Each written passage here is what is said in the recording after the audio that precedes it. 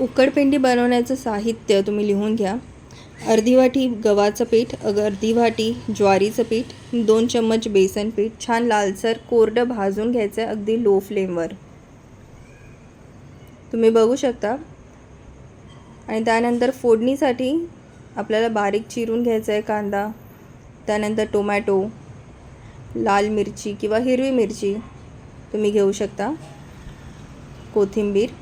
आणि छानपैकी त्याला पहिले फोडणी द्यायची. जशी आपण पोह्यांना किंवा उपमाला फोडणी देतो तशीच फोडणी आपल्याला द्यायची. काही यामध्ये वेगळं करायचं नाही आहे. खूप उत्तम प्रकारे होते आणि ही विदर्भ स्पेशल रेसिपी आहे, त्यामुळे मी तुमच्यासोबत ही शेअर करते आहे.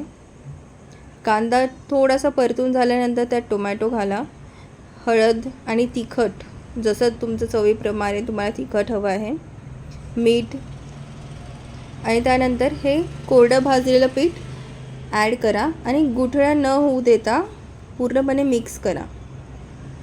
यात थोडंसं तेल जास्त प्रमाणात लागतं आणि हळूहळू करून आपल्याला पाणी ॲड करायचं आहे. जास्त पाणी आपल्याला नको आहे, कारण की आपल्याला थोडं कोरड्या प्रमाणात ते बनवायचं आहे, अगदी असं उपम्यासारखं. तर तुम्ही बघू शकता. त्यानंतर थोडा गॅस कमी करूनच तुम्हाला झाकण ठेवायचं आहे. आधी पूर्ण मोकळं होऊ द्या, पूर्ण एकत्र होऊ द्या. सगळं जे तेल मीठ आपण मसाला टाकला आहे तो एकत्र झाला पाहिजे. 5 ते 10 मिनटं झाकण ठेवा.